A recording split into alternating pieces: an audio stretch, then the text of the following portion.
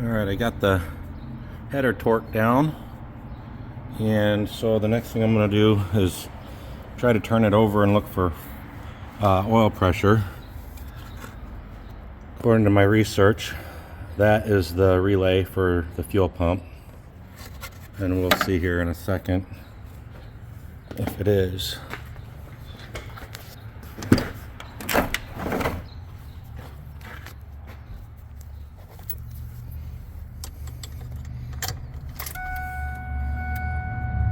Yep, I didn't hear it kick on, so now I'm gonna turn it over. It doesn't have any spark plugs in it, and check for oil pressure. Oh, the battery's dead or something. Well, I guess I'll have to come back to this.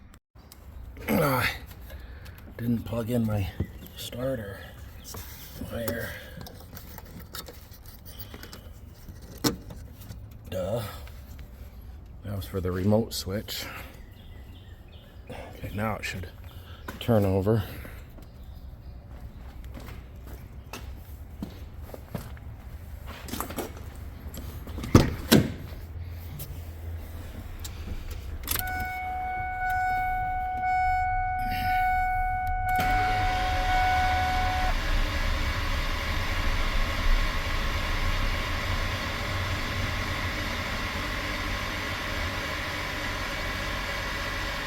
There we go. Look how high that is. That's good.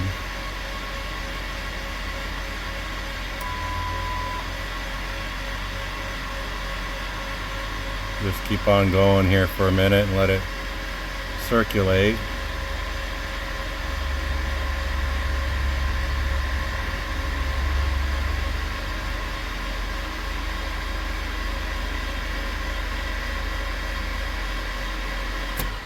All right, that part's done. I put that back in and I smell fuel, so I'm not 100% certain that that was for the fuel pump, but we got through it. It'll evaporate or whatever before I ever start it. So I'm gonna start figuring out the intake now. And what I want to do is delete that. So I'm going to probably get creative. And I'm not sure how I'm going to do it yet because I don't have a plate, but that's what's next. Well, since I couldn't leave well enough alone, now I'm stuck with this problem.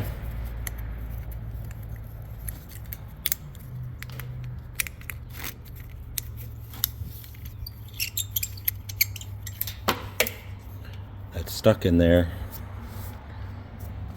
so I'll see if I can get that Aries tool, and I mean it's in there hard, so it's not like this is gonna be an easy task now.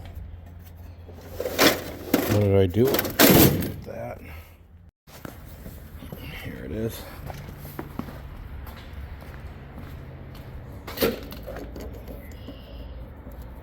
Put that on there and screw it. Oh, that was hard. This tool is worth in value to me a lot more than I paid for it. I just got to screw it out a few more times. I had to take it over to the stairs on the deck and put my knee right here so I could back up my leverage with my crescent wrench so I wouldn't bust the bolt off. So got it out.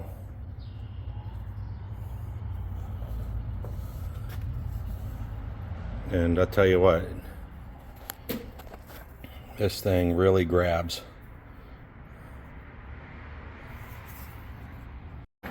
Alright, so I cut this off my bandsaw. Now I'm going to take a grinder and clean it up. Then I'm going to tap it and put a plug in it. Use the old gasket and find a new bolt. Alright, it called for 23-30 seconds. but I only had what was it, 27 30-second bit, so I just started it just on the very top, and then I kind of threaded it in there in the original hole, and it's threaded all the way through now. So I'm just going to find a 1/2 inch pipe plug and put it in there, use the original gasket, clean it up, and put it back together. I know, it's not ideal,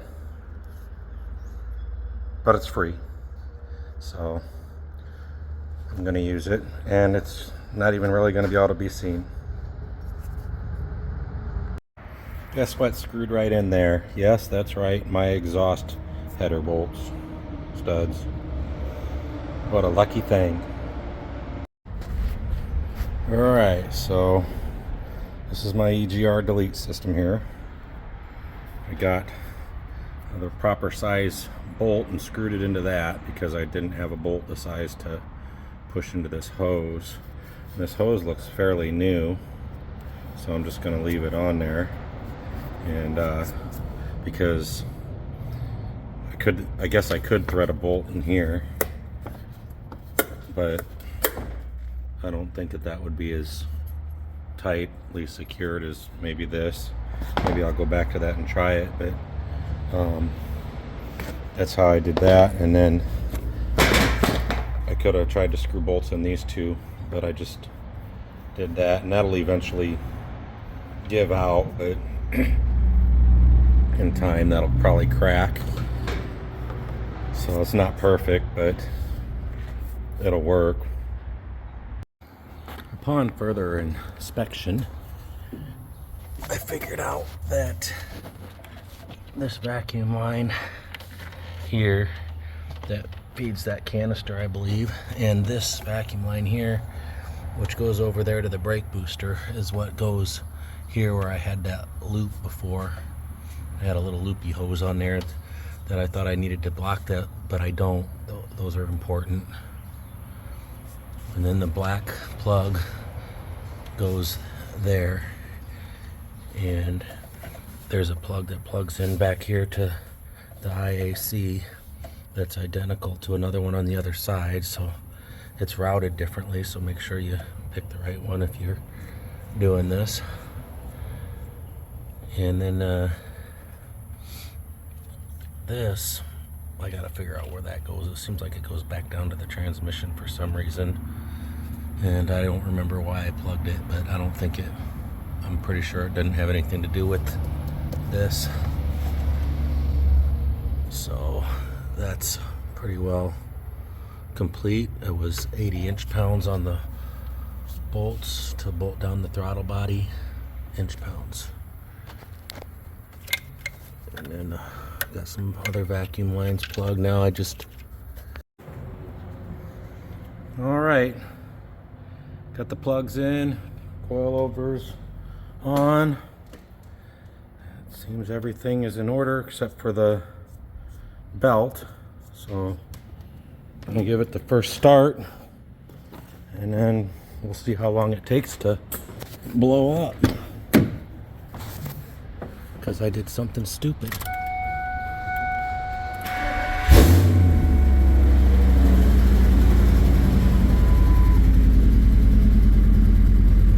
Got oil pressure.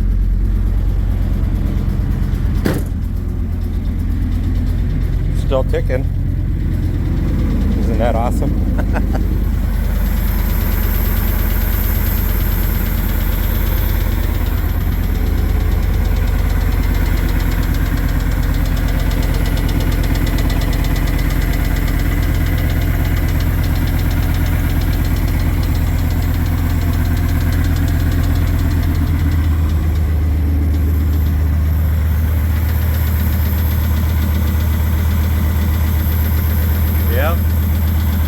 Running.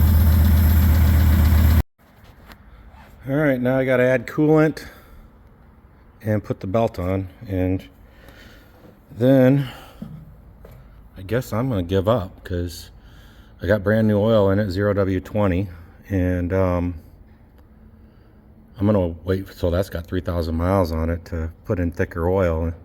Maybe the thicker oil will do it. Maybe it'll be blown up by then because I did something dumb when I was putting it together. But maybe it's the transmission. I doubt it. It sounds like it's the motor, and it could be a bad head over here because that balancer could be ticking. But I went through everything, and well, I'm just gonna drive it the way it is. All right, I'm gonna save you a bunch of time. If you're gonna be doing the serpentine belt, you have to fold the belt like that in a loop, like you're gonna spank your kid, and then shove that loop between this pulley and that tensioner, and then you got to kind of lasso the power steering. So that's how you get that on the tensioner.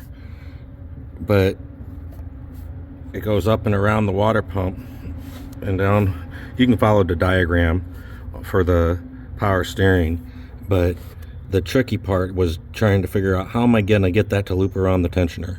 Well, that's how you do it. You shove it through there, and then you loop the power steering. You leave this one off, and then you pull your wrench, and then you force this one on while you got your tensioner tight or loose or whatever. Here's what it sounds like straight off the headers.